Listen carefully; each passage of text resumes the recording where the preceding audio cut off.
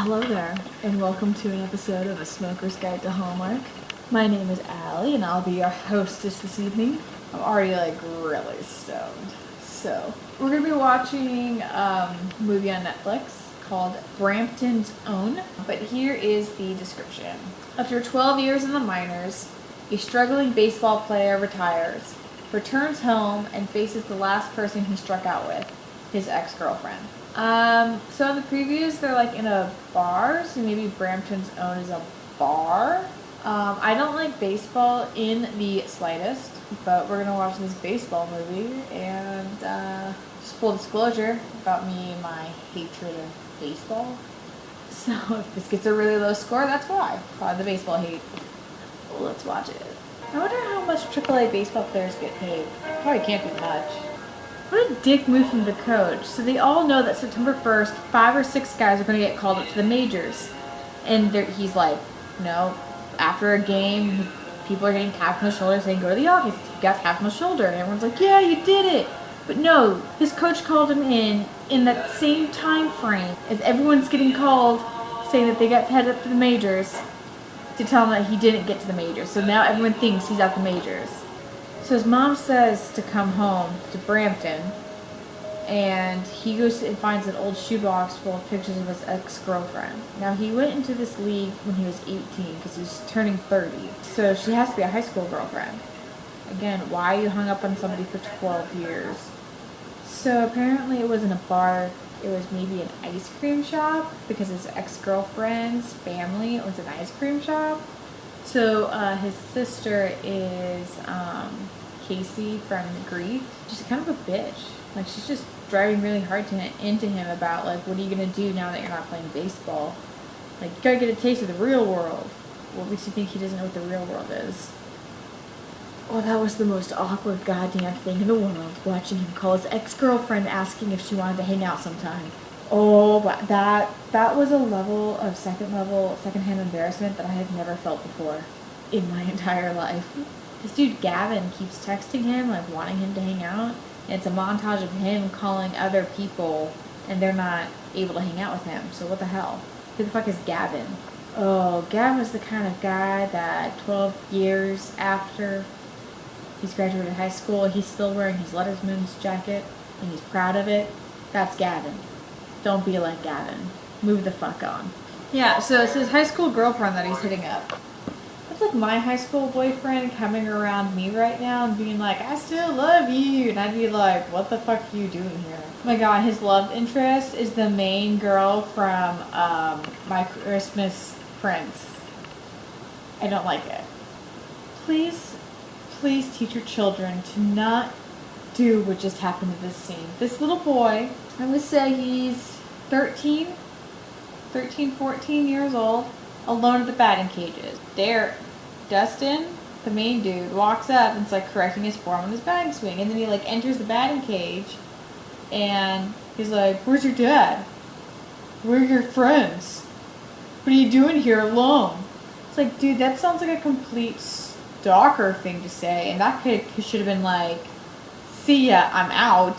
Or it'd been dude in the batting cage next to me, help me. Or stranger danger, people. Stranger danger. I know I've talked about this many times before. People, everyone's out to get you. Just be careful. Oh, that little kid that he's talking to in the batting cages is his mom's boyfriend's kid. So his mom, her boyfriend, that kid was the kid that was over at the house earlier, and that's the kid in the batting cages. I did not recognize him at all. Still creepy though. Still creepy. That kid should have still been get out. She's known she's been an escrow for a while, and she's now we got 2 weeks to pack up the house and move after she invited her son to come out to Brampton to live with her. She's like, oh, by the way, I'm moving with my boyfriend and her son, who he met yesterday. So after the batting cages, they decide to go out to eat, and the kid sees a pretty girl who has to be 17. They haven't really showed her yet, but she has to look 17 from the distance. So this 30-year-old man tells this 14-year-old boy to go and talk to her. And the line he tells him to say is, I want to eat you like a watermelon. To which the little boy Cody goes, are you supposed to eat watermelon differently than any other foods? Why would you tell a 14-year-old boy to say that to a girl? That's very awkward. And no, that line would not work on me if a guy came up to me in a bar and said that to me. That would not work. I'd be like, ew, what the fuck, go away. So the kid walked up to the girl and said that line, and then got her number or her Instagram. And then he walks back and he's like, can you tell me what it means? He didn't tell him what it meant, but that girl sure knew what it meant. Oh God, don't kiss him. No, don't. No, don't. No. What a dick, he tried to kiss her. I really don't like this guy.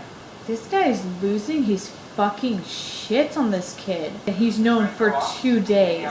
Oh, he's having a full-on mental breakdown. He's like screaming a speech his father used to yell at him in the batting cages, and people are starting to look.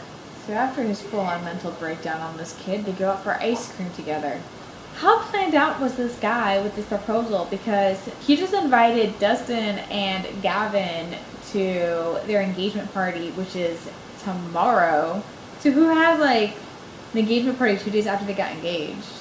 They couldn't make a heart right. Their heart was like this in their photo. Guys, ladies, gents, when you practice your heart making, stick your thumb out. You gotta do that. Come on. None of this bullshit. This guy is just so fake. He's over the top fake. He's saying all these really sweet and amazing things about Rachel, but he's not even looking at her. So she wrote this song years ago when they were still together, and they were doing something. She's like, oh, we were so happy. And now they are slow dancing on the baseball field to that song that they remember of them being together and being so happy right after they left her engagement party. No, don't kiss. Don't you dare fucking do it. No. No. Oh God. Went for it again. She denied him again, except this time it was more obvious that she was also into it. She said no. No, oh God. She just showed up at his house the night of his birthday, wished him happy birthday, and then full on made out with him, and then just slept with him. So she just cheated on her fiance. So they only broke up 3 years ago. Got it, that's why everything's still so raw. That makes a little bit more sense. It might just be me, but I feel like 30 and being a catcher in baseball is considered pretty old. But I could be wrong. So now it's a year later, and he's back with the team. Did he get on the team? It just ends with him in the locker room and somebody tapping him on the shoulder. Like, does he get on the team? And what team does he get on? Are you kidding me? Did you seriously just end the movie like that? Oh, I'm gonna be so fucking pissed. They just fucking ended the movie like that. Well, that sucked. I give that like a 2 because the ending. I mean, there was a lot of good parts in the movie where it was really cinematography. The cinematography behind it was really good. The movie just fucking ended. We didn't even get any closure. He just said, basically the movie ends with him going to the majors and not being able to play because they found somebody else, and him going back home and being like, I'm gonna go play for the team. And then it's like, flash forward a year later, he's in the locker room on September 1st, which is supposed to be apparently a day that people get called up from AAA to majors. I didn't know that. And somebody taps him on the shoulder. That's it. That's the end of the movie. Then it's credits. Roll credits. You're like, what the fuck? Does he actually get it this time? Does he get back together with the girl? We get none of that. Breaks up with the girl that he's been pining over for 12 years. She's like, I'll be here waiting for you when you're ready. One, that's a bullshit thing to do. Ladies, don't do that for a guy. If he ain't willing to fight for you and be there for you and do things now for you, walk away, honey. He ain't worth your time. She waited around for 12 fucking years, got engaged to a dude, cheated on her fiance with her ex-boyfriend. Well, she didn't wait 12 years, so 3 years. 3 years. 3 years is a long time to wait for somebody. So I understand that she moved on. Now she's like, I'm gonna wait for you. Bitch, why didn't you wait for him 3 years ago? Thank you for watching this episode of A Smoker's Guide to Hallmark. Stick around for the next time we watch a really shitty movie.